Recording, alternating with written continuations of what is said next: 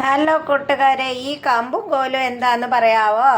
കണ്ടോ ഇതെന്താന്നൊന്ന് പറഞ്ഞേ. ഇത് മുറിച്ച് മുറിച്ച് കറി വെക്കുന്ന ഒരു സാധനമാണ്.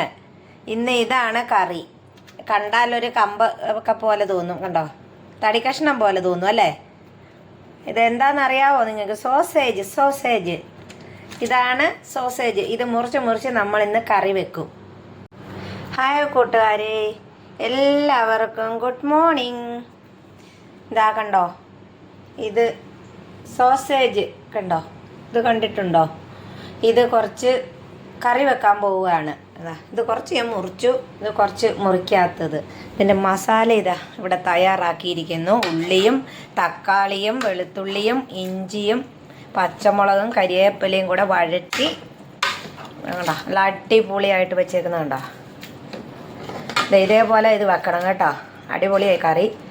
എല്ലാം കുറച്ച് ചെറിയ ചാറോടെ ചപ്പാത്തിക്കും ദോശയ്ക്കും ഇഡ്ഡലിക്കും പിന്നെ എല്ലാത്തിനും പൊറോട്ടയ്ക്കും എല്ലാത്തിനും കൂട്ടാൻ പറ്റിയ കറിയാണ്. പിന്നെ നമ്മൾ ലാസ്റ്റ് ഇതിനകത്ത് കുറച്ച് മസാലപ്പൊടിയും ചിക്കൻ മസാലപ്പൊടിയും കുറച്ച് കുരുമുളക് പൊടിയും കൂടെ ഇട്ടിളക്കും. കണ്ടോ, ഇത്രയും ആക്കി വെച്ചു. ഇതാക്കിയത് നിങ്ങളെ കാണിക്കാൻ പറ്റിയില്ല, വീഡിയോ എടുക്കാൻ ആരും ഇല്ലാത്തതുകൊണ്ട് ഞാൻ മാത്രമേ ഉള്ളൂ. അപ്പോൾ എല്ലാവരും ലൈക്കും ഷെയറും കമൻറ്റും ഒക്കെ തരണം. കണ്ടോ, അടിപൊളിയല്ലേ? ഇതിൻ്റെ കളർ കാണുമ്പോൾ തന്നെ നിങ്ങൾക്ക് കൊതിയാവുന്നുണ്ടാവും അല്ലേ? അപ്പോൾ ഇനി മറ്റേ സോസേജ് എണ്ണയിൽ വറുത്തിട്ട് കോരിയിട്ട് ഇതിനകത്തിട്ടിട്ട് ഇളക്കിയാൽ മാത്രം മതി, പെട്ടെന്ന് കറിയാകും. കണ്ടോ, അധികം ഉപ്പൊന്നും ഇടണ്ട, സോസേജിന് കുറച്ച് ഉപ്പൊക്കെ ഉണ്ട്.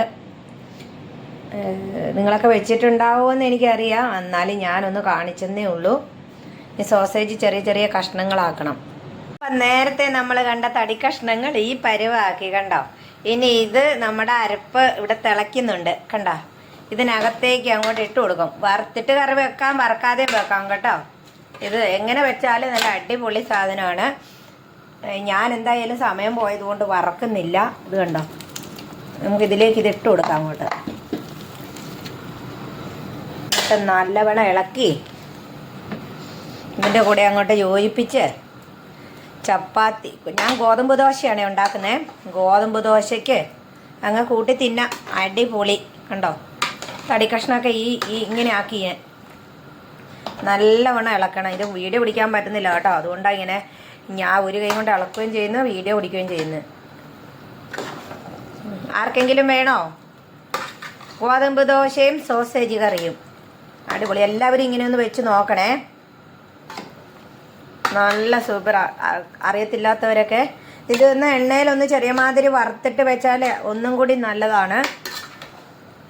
എനിക്ക് സമയമില്ലാത്തതുകൊണ്ട് ഞാൻ ഇങ്ങനെ അങ്ങ് ഒപ്പിച്ചു, അത്രേ ഉള്ളൂ. എന്നാലും ഇത് കുഴപ്പമൊന്നുമില്ല കേട്ടോ, ഇത് നല്ലതാണ്. ഇതിന് നമ്മൾ കറി വെക്കുമ്പോൾ ഉപ്പ് അധികം ഇടാൻ പാടില്ല, ഈ സാധനത്തിന് ഉപ്പുണ്ട്. അപ്പോൾ ഉപ്പ് നോക്കിയിട്ടേ ഇടാവുള്ളൂ.